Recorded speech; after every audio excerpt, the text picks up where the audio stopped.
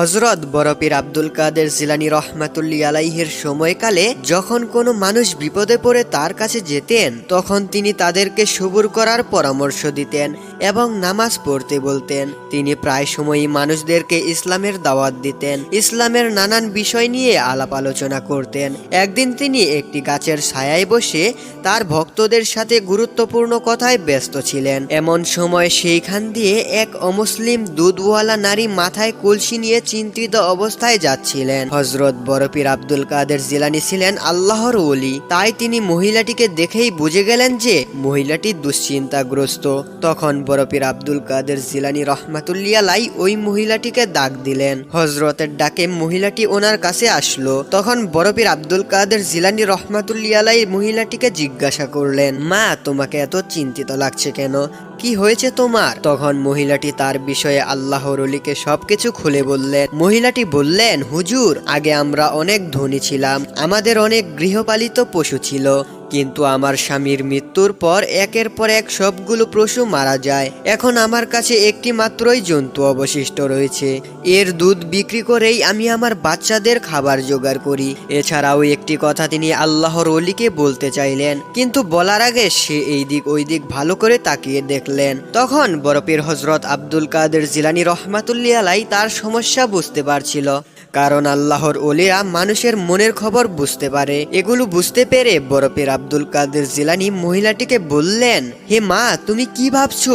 নির্দ্বিধায় বলে ফেলো, কোনো ভয় করো না। আমরা মুসলমান তোমার কষ্ট বুঝবো, আমরা সবাইকে সাহায্য করে থাকি। তুমি যে ধর্মেরই হও না কেন, তোমার কষ্ট আমি দূর করার চেষ্টা করব, যদি তা আমার সাধ্যের মধ্যে থাকে। তারপর ওই মহিলাটি বড় পীর আব্দুল কাদের জিলানী রহমাতুল্লাহি আলাইহিকে এমন সব রহস্যময় কথা বলতে শুরু করলেন, আর সেই কথা বলার সময় তার ঠোঁট কাঁপছিল। সে বলল, হুজুর, কিছুদিন ধরে এলাকায় এক জাদুকর আমাকে খুবই বিরক্ত করছে। তারা আমাকে বলে আমার ছাগলের যত দুধ রয়েছে সমস্ত দুধটা তাদেরকে দিয়ে দেওয়ার জন্য। আমি প্রথমে তাদের কথায় কোনো গুরুত্ব দেইনি, কিন্তু পরের দিন যখন আমি আমার গ্রামে দুধ বিক্রি করার জন্য যাই, তখন আবার তারা আমার কাছে আসে এবং বলতে শুরু করে, আমাদের জাদুকর গুরু তোমার ছাগলের সমস্ত দুধটুকু চাচ্ছে, তুমি তাকে ফিরিয়ে দিতে পারো না, তোমাকে দুধ দিতেই হবে। তার কথা কেউই ফেলতে পারে না। হুজুর, তার কথা শুনে আমি ভেবেছিলাম, আচ্ছা ঠিক আছে, দুধ দিয়ে দিই, তারা তো আমাকে দাম দিয়েই দেবে। অতঃপর তাদেরকে দুধ দেওয়ার পর আমি যখন টাকা চাইলাম, তখন তারা আমাকে বলতে লাগলো, আমরা যেই জিনিস একবার নেই তার কোনো দাম আমাদের দিতে হয় না, তুমি এইখান থেকে একটা টাকাও পাবে না। অতঃপর আমি যখন টাকা ছাড়া দুধ দিতে বারণ করলাম, তখন তারা আমাকে অভিশাপ দিল। হুজুর, এই জাদুকরের মুখ এতটাই অভিশপ্ত ছিল যে তারা অভিশাপ দেওয়ার সাথে সাথেই ওই বাটির ভরা দুধগুলো পোকামাকড় কীট পতঙ্গে পরিণত হয়ে গেল। আমি প্রথম দিন এটাকে দুর্ঘটনা ভেবেছিলাম, কিন্তু পরের দিনও ঠিক এমনই হলো।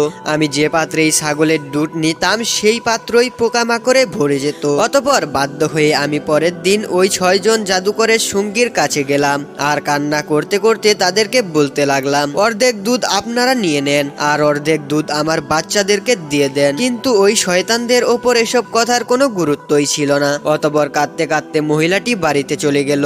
তারপর একদিন ওই জাদুকর মহিলাটির বাড়িতে এলো। তারা এসে খুব খারাপ ভাবে তাকে বলতে লাগলো, হে নারী, আমাদের জাদুকর গুরুর হুকুম, তুই তোর ছাগলের পুরোটুকু দুধই আমাদেরকে দিয়ে দিবি, আর যদি আমাদেরকে দুধ না দিস তাহলে প্রথমে তোর জীবজন্তু মারা যাবে, তারপর তোর বাচ্চাকে আমরা আমাদের আযাবের কাজে লাগাবো। তুই যে বাচ্চার জন্য মানুষের দুয়ারে যাস, সে বাচ্চার জন্য এত কষ্ট করিস, সেই বাচ্চাই যদি না থাকে তাহলে তুই কি করবি? মহিলাটির এই দুঃখের কথা শুনে বড় পীর আব্দুল কাদের জিলানী রহমাতুল্লাহি আলাইহি বললেন, থামো মা, আর কান্না করো না, তোমার এই দুঃখের দিন খুবই তাড়াতাড়ি ঠিক হতে চলেছে।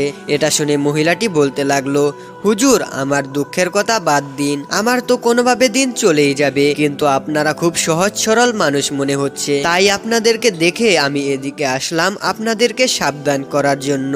ওই শয়তানের নজর না জানি আবার কখন আপনাদের উপরে পড়ে যায়, না জানি কখন আপনারা তাদের অত্যাচারের শিকার হন। মহিলাটির সাদা মনের ওই কথাটি শুনে বড় পীর আব্দুল কাদের জিলানী রহমাতুল্লাহি আলাইহি অনেক খুশি হলেন। সেই মহিলার মন ছিল পরিষ্কার, সে তাদের সাহায্য করার জন্য সেই শয়তানের কথা তাদেরকে আগেই জানিয়ে সাবধান করতে এসেছিল। আব্দুল কাদের জিলানী রহমাতুল্লাহ আলাই তার এই আচরণে খুবই খুশি হলেন। অতঃপর বড় পীর আব্দুল কাদের জিলানী রহমাতুল্লাহ আলাই খুশি হয়ে তাকে বললেন, মা, তুমি খুব পরিষ্কার মনের মানুষ, তোমার মন খুবই নরম। আমি ফকির মানুষ, আমার এই সাহায্যের কথা মনে থাকবে।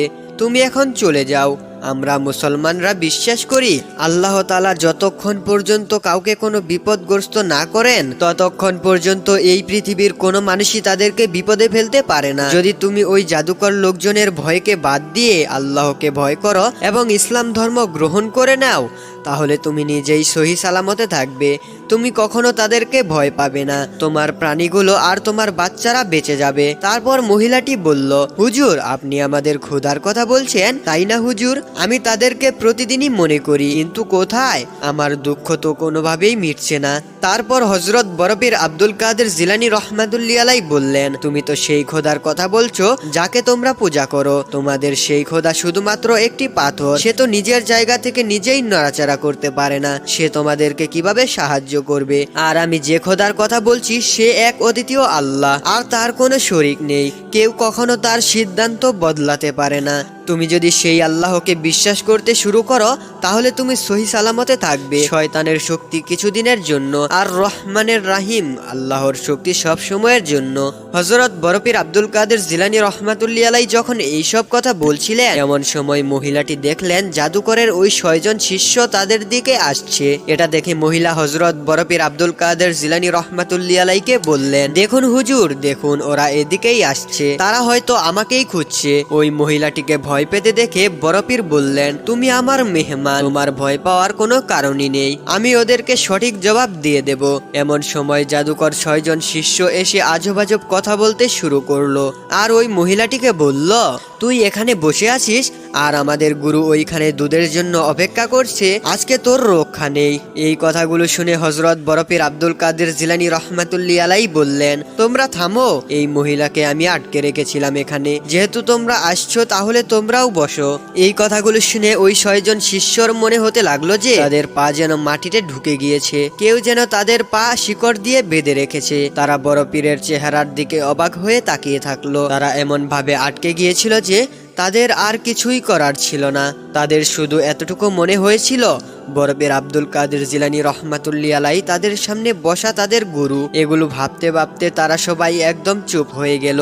অতঃপর তারা বড় পীরের সামনে আদবের সাথে মাথা নিচু করে বসে থাকলো। তাদের দুনিয়ার পরিবর্তন এসে গেল। অন্যদিকে এই শয়তান জাদুকর মনে মনে ভাবছিল, কোথায় গেল আমার শিষ্যরা? ওই কখন দুধ আনতে গেল, এখনো তো আসছে না। অতঃপর সে দূর থেকে ওই শিষ্যদের ওপর জাদু করার চেষ্টা করছিল, কিন্তু তার জাদু কোনো কাজেই আসছিল না। তারপর সে আরো একটি জাদুকরের দলকে পাঠালো।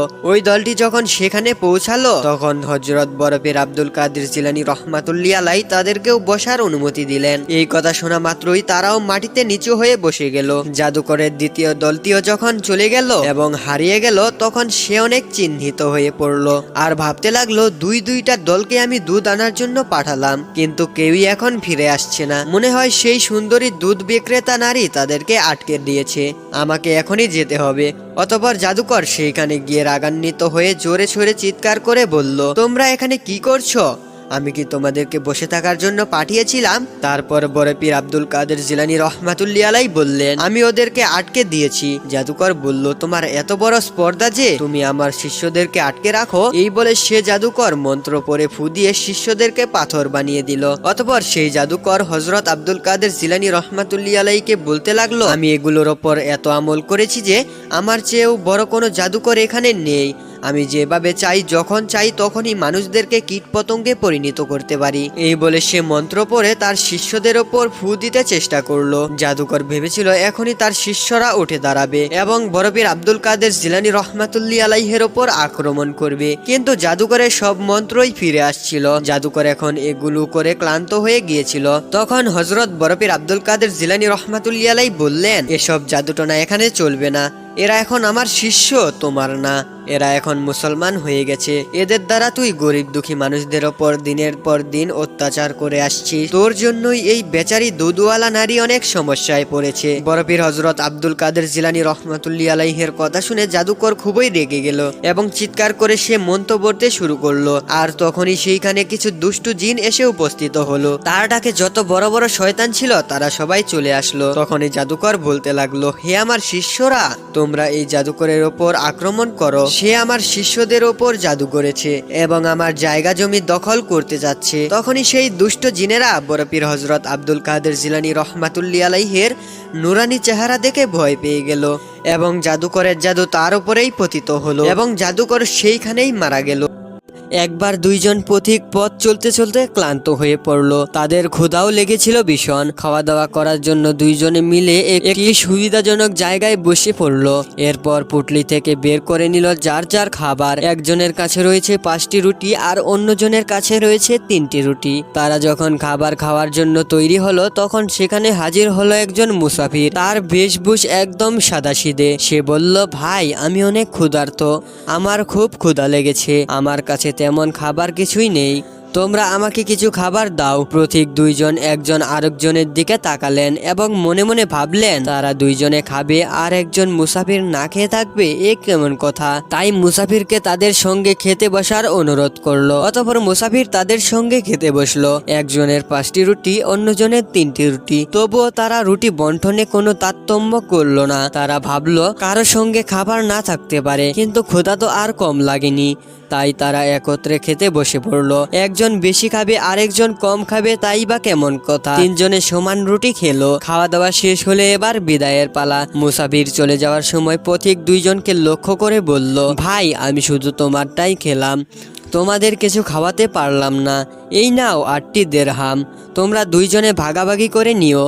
মুসাফির 8টি দেরহাম নিয়ে চলে গেল, কিন্তু সমস্যা বাঁধলো দেরহাম ভাগাভাগি করা নিয়ে। যার 5টি রুটি সে বলল, আমার 5টি রুটি ছিল, সুতরাং আমি পাবো 5 দেরহাম, আর তোমার 3টি রুটি ছিল, তাই তুমি পাবে 3 দেরহাম। কিন্তু 3 রুটিওয়ালা পথিক এই হিসাব কোনোভাবেই মানতে রাজি হলো না। সে বলল, না, আমি তোমার হিসাবে রাজি নই, আমরা দুইজনেই খেয়েছি সমান সমান, সুতরাং তুমি পাবে 4 দেরহাম। 5 রুটিওয়ালা পথিক বলল, তা কি করে হয়? তুমি 3 রুটির জন্য 4 দেরহাম পাবে আর আমি 5 রুটির জন্য মাত্র 4 দেরহাম পাবো? এটা কোনো আইনের কথা হলো? এই নিয়ে দুইজনের মধ্যে বেঁধে গেল তর্ক বিতর্ক। কারো কথায় কেউ রাজি নয়, কিছুতেই তারা মীমাংসায় আসতে পারছে না। অবশেষে একজন বলল, শোনো ভাই, এভাবে বিবাদ করে তো কোনো কিছু লাভ হবে না, চলো আমরা হযরত আলী রাদিয়াল্লাহু তাআলা আনহুর কাছে যাই, তিনি যে বিচার করেন তাই আমরা দুইজনেই মেনে নিব। এরপরে দুইজনে মিলে গেল হযরত আলী রাদিয়াল্লাহু তাআলা আনহুর কাছে। তারা সব কথা খুলে বলে ন্যায় বিচারের জন্য ফরিয়াদ জানালো। হযরত আলী রাদিয়াল্লাহু তাআলা আনহু মনোযোগ দিয়ে তাদের কথা শুনলেন। কিছুক্ষণ পর তিনি মনে মনে কি যেন ভাবলেন, পরে বললেন, তিনজনে সমান খেয়েছে তো? উভয়েই ঘাড় নেড়ে বলল, হ্যাঁ। হযরত আলী রাদিয়াল্লাহু তাআলা আনহু বললেন, তাহলে এ নিয়ে এত বিবাদ কিসের? হিসাব তো একবারে পানির মতো সোজা। যার 5 রুটি সে পাবে 7 দেরহাম আর যার 3 রুটি সে পাবে 1 দেরহাম। এমন হিসাবের কথা শুনে দুইজনেই অবাক হয়ে গেল। 7 দেরহাম আর 1 দেরহাম ভাগ হলো কোন হিসাবে? তারা দুইজনেই কিছুতে বুঝতে পারলো না। হিসাব বুঝতে না পেরে দুইজনে হা করে তাকিয়ে রইল হযরত আলী রাদিয়াল্লাহু তাআলা আনহুর দিকে। হযরত আলী রাদিয়াল্লাহু তাআলা আনহু তাদের মনের কথা বুঝতে পারলেন, তাই তিনি বললেন, তোমরা ছিলে 3 জন, রুটি ছিল 8টি, খেয়েছো সমান সমান। একটি রুটিকে 3 টুকরা করলে 8টি রুটি হয় 24 টুকরা, সুতরাং তোমরা এক জন খেয়েছো 8টি করে টুকরা। মুসাফির লোকটি 8 টুকরার জন্য 8 দেরহাম দিয়েছে। এরপর হযরত আলী রাদিয়াল্লাহু তাআলা আনহু বললেন, এবার আসা যাক সেই হিসাবে, কে কতটুকু পাবে। 3 রুটিওয়ালা মালিকের 3টি রুটিতে হয় 9 টুকরো। 9 টুকরোর 8 টুকরো সে নিজেই খেয়েছে, মাত্র 1 টুকরা পড়েছে মুসাফিরের ভাগে, সুতরাং সে 1 দেরহামের বেশি কিছুতেই পেতে পারে না। আর 5 রুটিওয়ালা মালিকের 5টি রুটি থেকে মোট 15 টুকরো হয়, তার মধ্যে থেকে সে নিজে খেয়েছে 8 টুকরো, বাকি 7 টুকরো খেয়েছে মুসাফির, সুতরাং সে পাবে 7 দেরহাম। আলী রাদিয়াল্লাহু তাআলা আনহুর হিসাবের কথা শুনে পথিক দুইজনেই বিস্মিত হলো। তার বিচার বুদ্ধির পরিচয় পেয়ে তারা দুইজনেই দারুণভাবে মুগ্ধ হলো। তারা আর কোনো ওজরের আপত্তি না করে নীরবে মেনে নিল বিচারের রায়। সিরিয়ার এক শহরের নাম রাকা। রাকা শহর থেকে খলিফা হারুন রশিদের নিকট একটি চিঠি আসলো। চিঠি তার কাছে দেওয়া হলো। চিঠিতে লেখা ছিল, শহরের এক বিচারক 1 মাস যাবৎ অসুস্থ, বিচার কাজ স্থগিত আছে, তারা যেন দ্রুত ব্যবস্থা গ্রহণ করেন। খলিফা নতুন আরেকটি চিঠি লিখে রাকা শহরে পাঠালেন। চিঠিতে লেখা ছিল, আগামী সপ্তাহের মধ্যে নতুন বিচারক আসবে। এরপর 1 সপ্তাহের মধ্যে নতুন বিচারক এসে যোগ দিলেন। এবার বিচার কাজ শুরু হয়েছে। স্থানীয় প্রহরীরা একজন বৃদ্ধা মহিলাকে আসামি হিসাবে দরবারে হাজির করলেন। মহামান্য বিচারপতিকে প্রহরীরা বললেন, এই বৃদ্ধ মহিলার অপরাধ হলো তিনি এক শহরের এক রেস্তোরাঁ থেকে কিছু রুটি আর কিছু মধু চুরি করার সময় হাতে নাতে ধরা পড়েছে। বিচারক তার কথা শুনে ওই বৃদ্ধা মহিলাকে বললেন, আপনি চুরি করেছেন? মহিলা জবাব দিল, হ্যাঁ। বিচারপতি বললেন, আপনি কি জানেন চুরি করা কত বড় অপরাধ ও পাপ? মহিলা বললেন, জি জনাব। বিচারপতি বললেন, তাহলে জেনে শুনে কেন চুরি করলেন? মহিলা বললেন, জনাব, আমি গত 1 সপ্তাহ যাবৎ অনাহারে ছিলাম। আমার সাথে এতিম 2 নাতিও না খেয়েছিল। ওদের ক্ষুধার্ত চেহারা ও কান্না সহ্য করতে পারিনি বলে চুরি করেছি। আমার এছাড়া আর কোনো উপায়ই ছিল না।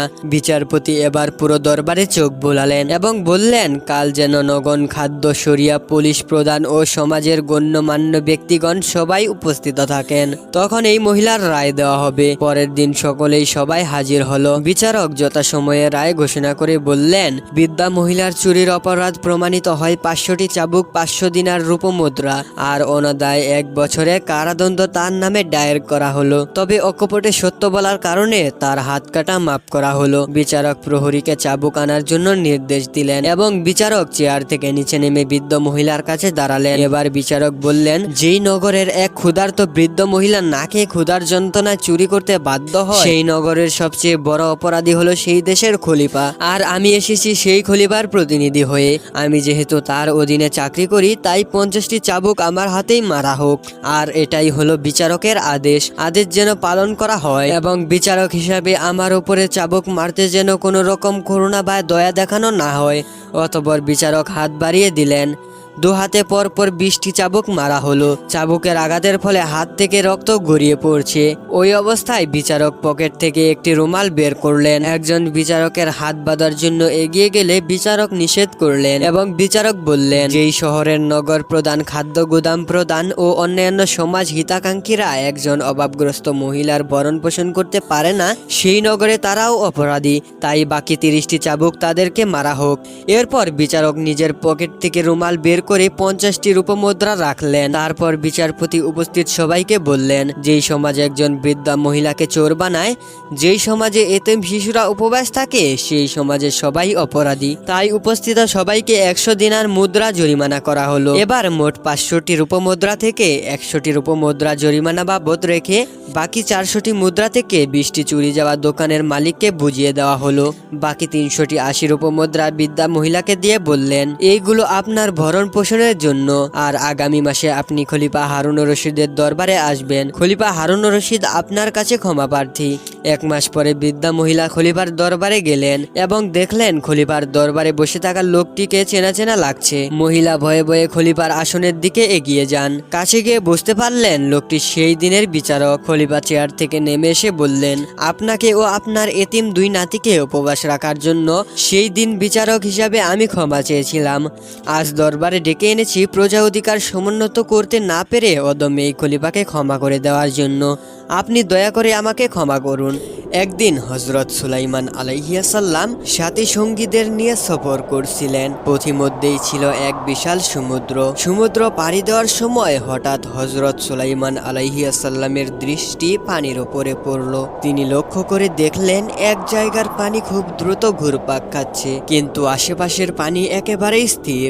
এই দৃশ্য অলৌকিক মনে করে তিনি ভাবলেন, নিশ্চয়ই এখানে কোনো রহস্য আছে। রহস্য উদ্ঘাটনের জন্য প্রথমে তিনি বাতাসকে থামতে বললেন। বাতাস থেমে গেল। তারপর ইফরিত নামক এক জিনকে ডাক দিলেন। জিন আসার পর জিনকে সুলাইমান আলাইহিসসালাম বললেন, সমুদ্রের যে স্থানে পানি ঘুরপাক খাচ্ছে তুমি সেখানে ডুব দিয়ে রহস্য তালাশ করো। জিনটি সঙ্গে সঙ্গে নির্দেশ পালন করলো। সে ডুব দিয়ে সমুদ্রের তলদেশে গিয়ে দেখতে পেল সেইখানে গম্বুজ আকৃতির ছোট্ট একটি কুব্বা আছে। কুব্বাটি খুবই সুন্দর কারুকার্য খচিত। সে উহাকে সঙ্গে নিয়ে তৎক্ষণাৎ হযরত সুলাইমান আলাইহিসসালাম এর নিকটে ফিরে এলো। সুলাইমান আলাইহিসসালাম কুব্বাটি দেখে খুবই আশ্চর্য বোধ করলেন। তিনি আল্লাহর নিকট দোয়া করে বললেন, হে আল্লাহ, তুমি তোমার অপরিসীম কুদরত দ্বারা এই কুব্বাটির দরজা খুলে দাও এবং আমাদের মাঝে এর রহস্য উদ্ঘাটন করো। দোয়া শেষ হওয়ার সাথে সাথে কুব্বাটির দরজা খুলে গেল। দেখা গেল উহার ভিতরে একজন সুন্দর সুদর্শন যুবক সিজদায় পড়ে আছে। হযরত সুলাইমান আলাইহিসসালাম জিজ্ঞেস করলেন, তুমি কে, ফেরেশতা, জিন নাকি মানুষ? যুবক উত্তরে বলল, আমি মানুষ। সুলাইমান আলাইহিসসালাম এবার জিজ্ঞেস করলেন, তুমি কিসের বদলতে এত বড় মর্যাদা লাভ করেছো? যুবক উত্তরে বললেন, পিতামাতার খেদমত করেই আমি এত বড় মর্যাদা লাভ করেছি। সুলাইমান আলাইহিসসালাম একটু আবেগঘন হয়ে বললেন, তোমার খেদমতের একটু বিবরণ শোনাবে কি? যুবক উত্তরে বললেন, জি হ্যাঁ, শুনুন তাহলে। আমি সর্বদাই পিতামাতার খেদমত করতাম।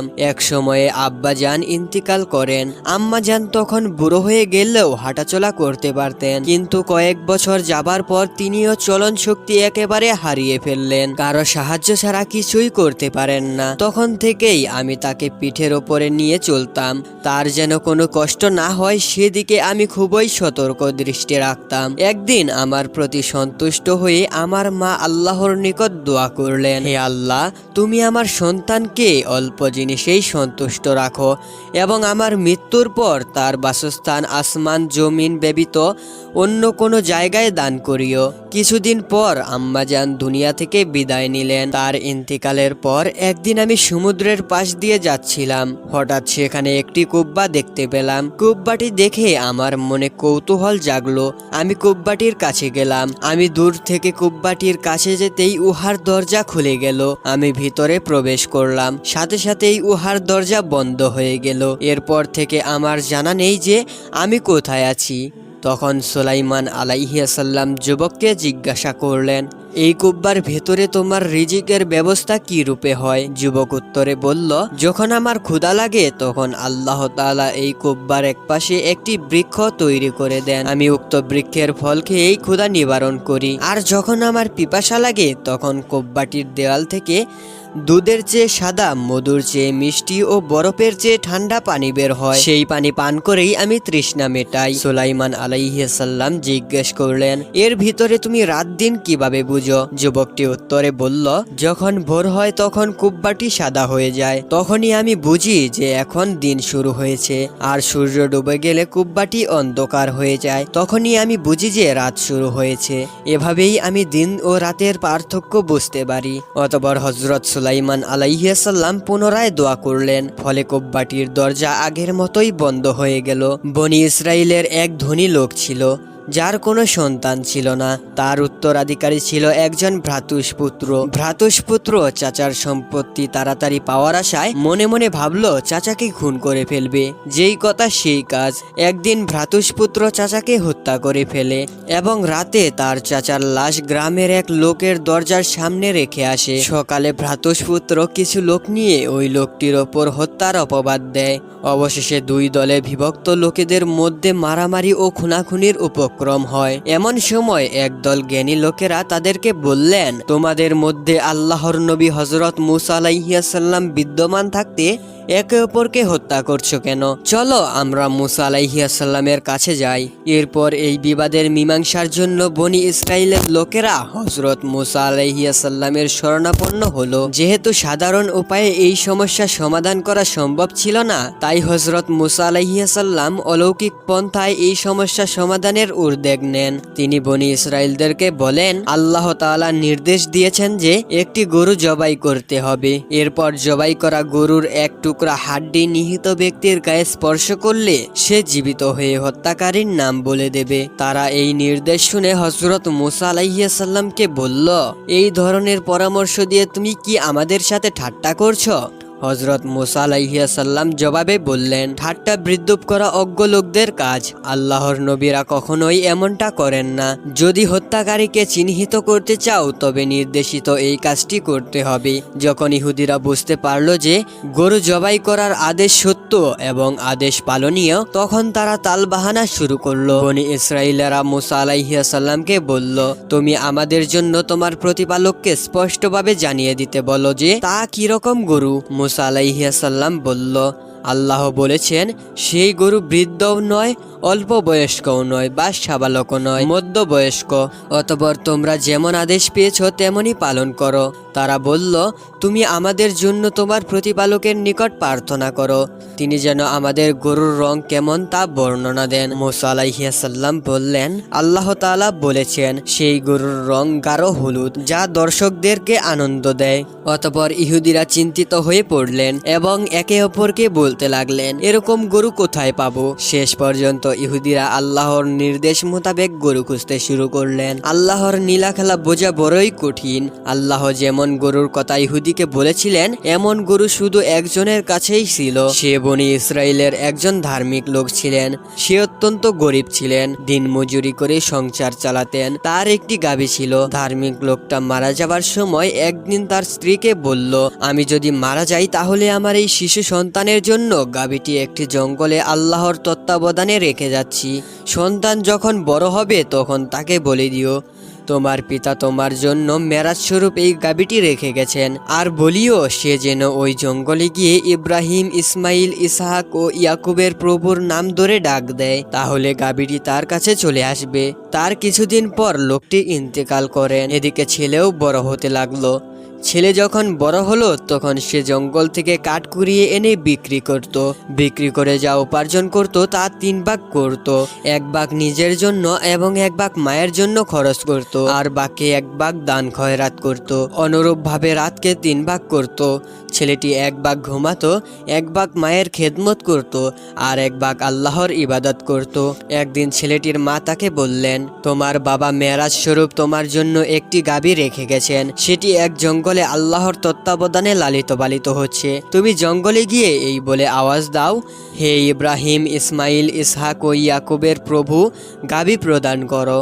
গাভীর নিদর্শন হলো তা হবে হলুদ বর্ণের খুবই চমৎকার একটি গাভী। যুবক জঙ্গলে গিয়ে দেখলো যে গাভীটি জমিনে বিচরণ করছে এবং মায়ের নির্দেশ মতো গাভীকে ডাক দেওয়ার সঙ্গে সঙ্গে গাভীটি তার সামনে চলে আসে। দেখা গেল মায়ের বর্ণিত নিদর্শন ও গুণাবলী গাভীর মাঝে রয়েছে। যুবক যখন গাভীর ঘাড় ধরে টানতে থাকে তখন গাভী বলে উঠল, হে মায়ের বাধ্য সন্তান, তুমি আমার উপর আরোহণ করো, তোমার আরাম হবে। যুবক বলল, আমার মায়ের নির্দেশ হলো তোমার গর্দান ধরে নিয়ে যাওয়া, তোমার উপর আরোহণ করা নিষেধ আছে। তখন গাভী বলল, হে যুবক, তুমি যদি আমার কথা মতো আমার উপর আরোহণ করতে তবে আমি কখনোই তোমার বাধ্য হতাম না।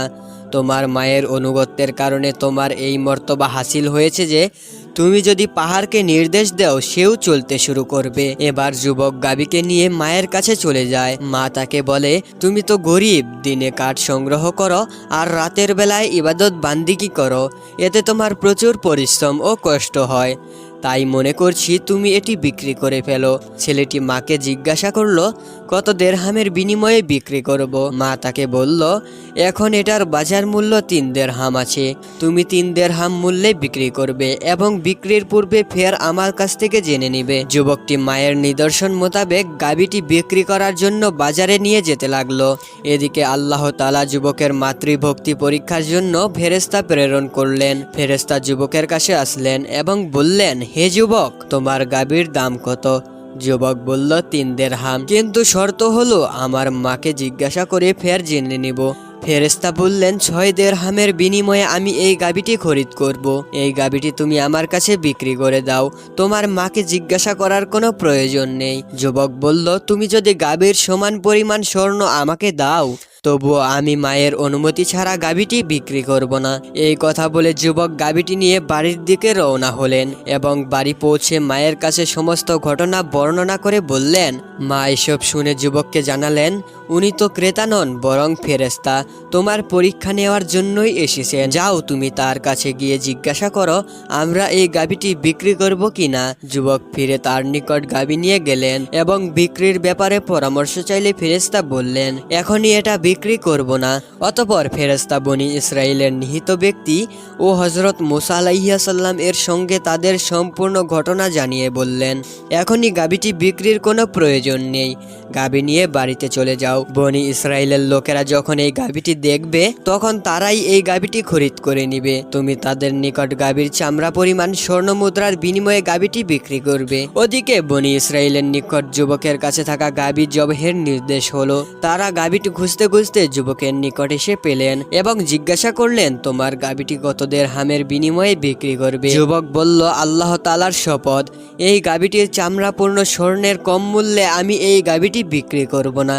সুতরাং তারা এই মূল্যে গাভীটি কিনে নেয় এবং সেই গাভী নিয়ে মুসা আলাইহিস সালামের কাছে হাজির হন। তারপর তারা ওই জবহিকৃত গাভীর গরুর এক খণ্ড হাড্ডি নিয়ে এই মৃত ব্যক্তির ওপর আঘাত করে। তখনই সঙ্গে সঙ্গে মৃত ব্যক্তি জিন্দা হয়ে যায়। তখন লোকজন তাকে জিজ্ঞাসা করে, তোমাকে কে হত্যা করেছে? সে বলল, আমাকে এই ভ্রাতুষ্পুত্র হত্যা করেছে। এই কথা বলে সে আবার মৃত্যুবরণ করলো। ফলে মৃত ব্যক্তির কোনো ধন সম্পত্তি তার ভ্রাতুষ্পুত্রকে দেওয়া হলো না।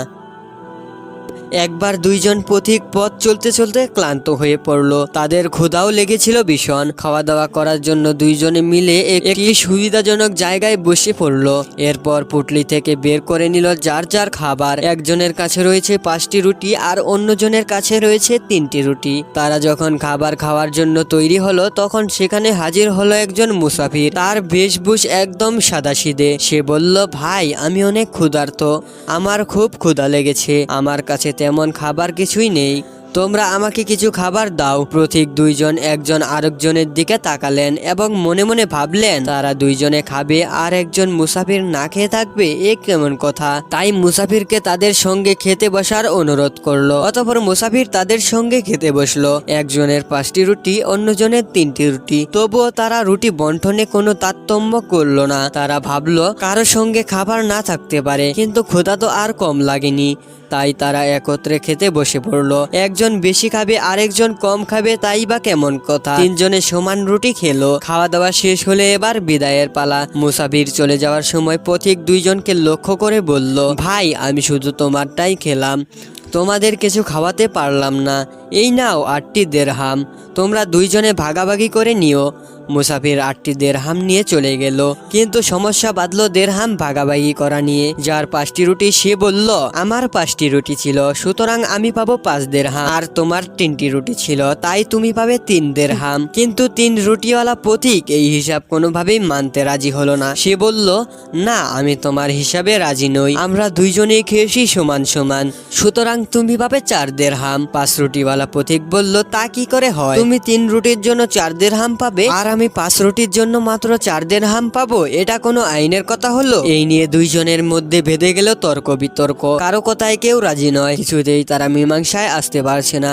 অবশেষে একজন বলল, শোনো ভাই, এভাবে বিবাদ করে তো কোনো কিছু লাভ হবে না, চলো আমরা হযরত আলী রাদিয়াল্লাহু তাআলা আনহুর কাছে যাই, তিনি যে বিচার করেন তাই আমরা দুইজনেই মেনে নিব। এরপরে দুইজনে মিলে গেল হযরত আলী রাদিয়াল্লাহু তাআলা আনহুর কাছে। তারা সব কথা খুলে বলে ন্যায় বিচারের জন্য ফরিয়াদ জানালো। হযরত আলী রাদিয়াল্লাহু তাআলা আনহু মনোযোগ দিয়ে তাদের কথা শুনলেন। কিছুক্ষণ পর তিনি মনে মনে কি যেন ভাবলেন। পরে বললেন, তিনজনে সমান খেয়েছে তো? উভয়েই ঘাড় নেড়ে বলল, হ্যাঁ। হযরত আলী রাদিয়াল্লাহু তাআলা আনহু বললেন, তাহলে এ নিয়ে এত বিবাদ কিসের? হিসাব তো একবারে পানির মতো সোজা। যার 5 রুটি সে পাবে 7 দিরহাম, আর যার 3 রুটি সে পাবে 1 দিরহাম। এমন হিসাবের কথা শুনে দুইজনেই অবাক হয়ে গেল। 7 দিরহাম আর 1 দিরহাম ভাগ হলো কোন হিসাবে? তারা দুইজনেই কিছুতে বুঝতে পারলো না। হিসাব বুঝতে না পেরে দুইজনে হা করে তাকিয়ে রইল হযরত আলী রাদিয়াল্লাহু তাআলা আনহুর দিকে। হযরত আলী রাদিয়াল্লাহু তাআলা আনহু তাদের মনের কথা বুঝতে পারলেন, তাই তিনি বললেন, তোমরা ছিলে 3 জন, রুটি ছিল 8টি, খেয়েছো সমান সমান। একটি রুটিকে 3 টুকরা করলে 8টি রুটি হয় 24 টুকরা, সুতরাং তোমরা এক জন খেয়েছো 8টি করে টুকরা। মুসাফির লোকটি 8 টুকরার জন্য 8 দিরহাম দিয়েছে। এরপর হযরত আলী রাদিয়াল্লাহু তাআলা আনহু বললেন, এবার আসা যাক সেই হিসাবে, কে কতটুকু পাবে। 3 রুটিওয়ালা মালিকের 3টি রুটিতে হয় 9 টুকরো। 9 টুকরোর 8 টুকরো সে নিজেই খেয়েছে, মাত্র 1 টুকরা পড়েছে মুসাফিরের ভাগে, সুতরাং সে 1 দিরহামের বেশি কিছুতেই পেতে পারে না। আর 5 রুটিওয়ালা মালিকের 5টি রুটি থেকে মোট 15 টুকরো হয়, তার মধ্যে থেকে সে নিজে খেয়েছে 8 টুকরো, বাকি 7 টুকরো খেয়েছে মুসাফির, সুতরাং সে পাবে 7 দিরহাম। আলী আলী রাদিয়াল্লাহু তাআলা আনহুর হিসাবের কথা শুনে পথিক দুইজনেই বিস্মিত হলো। তার বিচার বুদ্ধির পরিচয় পেয়ে তারা দুইজনেই দারুণভাবে মুগ্ধ হলো। তারা আর কোনো ওজরের আপত্তি না করে নীরবে মেনে নিল বিচারের রায়। সিরিয়ার এক শহরের নাম রাকা। রাকা শহর থেকে খলিফা হারুন রশিদের নিকট একটি চিঠি আসলো। চিঠি তার কাছে দেওয়া হলো। চিঠিতে লেখা ছিল, শহরের এক বিচারক 1 মাস যাবৎ অসুস্থ, বিচার কাজ স্থগিত আছে, তারা যেন দ্রুত ব্যবস্থা গ্রহণ করেন। খলিফা নতুন আরেকটি চিঠি লিখে রাকা শহরে পাঠালেন। চিঠিতে লেখা ছিল, আগামী সপ্তাহের মধ্যে নতুন বিচারক আসবে। এরপর 1 সপ্তাহের মধ্যে নতুন বিচারক এসে যোগ দিলেন। এবার বিচার কাজ শুরু হয়েছে। স্থানীয় প্রহরীরা একজন বৃদ্ধা মহিলাকে আসামি হিসাবে দরবারে হাজির করলেন।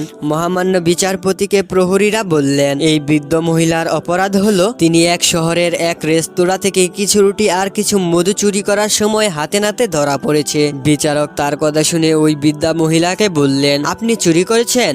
মহিলা জবাব দিল, হ্যাঁ। বিচারপতি বললেন, আপনি কি জানেন চুরি করা কত বড় অপরাধ ও পাপ? মহিলা বললেন, জি জনাব। বিচারপতি বললেন, তাহলে জেনে শুনে কেন চুরি করলেন? মহিলা বললেন, জনাব, আমি গত 1 সপ্তাহ যাবৎ অনাহারে ছিলাম। আমার সাথে এতিম 2 নাতিও না খেয়েছিল। ওদের ক্ষুধার্ত চেহারা ও কান্না সহ্য করতে পারিনি বলে চুরি করেছি। আমার এছাড়া আর কোনো উপায়ই ছিল না। বিচারপতি এবার পুরো দরবারে চোখ বোলালেন এবং বললেন, কাল যেন নগণ খাদ্য, শরিয়া, পুলিশ প্রধান ও সমাজের গণ্যমান্য ব্যক্তিগণ সবাই উপস্থিত থাকেন। তখন এই মহিলার রায় দেওয়া হবে। পরের দিন সকলেই সবাই হাজির হলো। বিচারক যথাসময়ে রায় ঘোষণা করে বললেন, বৃদ্ধা মহিলার চুরির অপরাধ প্রমাণিত হয় 500টি চাবুক, 500 দিনার রূপমুদ্রা আর অনাদায় 1 বছরের কারাদণ্ড তার নামে দায়ের করা হলো। তবে অকপটে সত্য বলার কারণে তার হাত কাটা মাফ করা হলো। বিচারক প্রহরীকে চাবুক আনার জন্য নির্দেশ দিলেন এবং বিচারক চেয়ার থেকে নিচে নেমে বৃদ্ধ মহিলার কাছে দাঁড়ালেন। এবার বিচারক বললেন, যেই নগরের এক ক্ষুধার্ত বৃদ্ধ মহিলা না খেয়ে ক্ষুধার যন্ত্রণায় চুরি করতে বাধ্য হয়, সেই নগরের সবচেয়ে বড় অপরাধী হলো সেই দেশের খলিফা। আর আমি এসেছি সেই খলিফার প্রতিনিধি হয়ে। আমি যেহেতু তার অধীনে চাকরি করি, তাই 50টি চাবুক আমার হাতেই মারা হোক। আর এটাই হলো বিচারকের আদেশ। আদেশ যেন পালন করা হয় এবং বিচারক হিসাবে আমার উপরে চাবুক মারতে যেন কোনো রকম করুণা বা দয়া দেখানো না হয়। অতঃপর বিচারক হাত বাড়িয়ে দিলেন। 2 হাতে পরপর 20টি চাবুক মারা হলো। চাবুকের আঘাতের ফলে হাত থেকে রক্ত গড়িয়ে পড়ছে। ওই অবস্থায় বিচারক পকেট থেকে একটি রুমাল বের করলেন। একজন বিচারকের হাত বাঁধার জন্য এগিয়ে গেলে বিচারক নিষেধ করলেন এবং বিচারক বললেন, যেই শহরের নগর প্রধান, খাদ্য গুদাম প্রধান ও অন্যান্য সমাজ হিতাকাঙ্ক্ষীরা একজন অভাবগ্রস্ত মহিলার ভরণ পোষণ করতে পারে না, সেই নগরে তারাও অপরাধী। তাই বাকি 30টি চাবুক তাদেরকে মারা হোক। এরপর বিচারক নিজের পকেট থেকে রুমাল বের করে 50টি রূপমুদ্রা রাখলেন। তারপর বিচারপতি উপস্থিত সবাইকে বললেন, যেই সমাজে একজন বৃদ্ধা মহিলাকে চোর বানায়, যেই সমাজে এতিম শিশুরা উপবাস থাকে, সেই সমাজে সবাই অপরাধী। তাই উপস্থিত সবাইকে 100 দিনার মুদ্রা জরিমানা করা হলো। এবার মোট 500টি রূপমুদ্রা থেকে 100টি রূপমুদ্রা জরিমানা বাবদ রেখে বাকি 400টি মুদ্রা থেকে 20টি চুরি যাওয়া দোকানের মালিককে বুঝিয়ে দেওয়া হলো। বাকি 300টি 80 রূপমুদ্রা বৃদ্ধা মহিলাকে দিয়ে বললেন, এইগুলো আপনার ভরণ পোষণের জন্য। আর আগামী মাসে আপনি খলিফা হারুন রশিদের দরবারে আসবেন। খলিফা হারুন রশিদ আপনার কাছে ক্ষমা প্রার্থী। 1 মাস পরে বৃদ্ধা মহিলা খলিফার দরবারে গেলেন এবং দেখলেন খলিফার দরবারে বসে থাকা লোকটিকে চেনা চেনা লাগছে। মহিলা ভয়ে ভয়ে খলিফার আসনের দিকে এগিয়ে যান। কাছে গিয়ে বুঝতে পারলেন লোকটি সেই দিনের বিচারক। খলিফা চেয়ার থেকে নেমে এসে বললেন, আপনাকে ও আপনার এতিম 2 নাতিকে উপবাস রাখার জন্য সেই দিন বিচারক হিসাবে আমি ক্ষমা চেয়েছিলাম। আজ দরবারে ডেকে এনেছি প্রজা অধিকার সমুন্নত করতে না পেরে অদম্য এই খলিফাকে ক্ষমা করে দেওয়ার জন্য। আপনি দয়া করে আমাকে ক্ষমা করুন। তো বন্ধুরা, ভিডিওটি তোমাদের মাঝে কেমন লাগলো? ভালো লাগলে কমেন্ট করুন এবং সাবস্ক্রাইব করুন পরবর্তী ভিডিও সবার আগে পাওয়ার জন্য।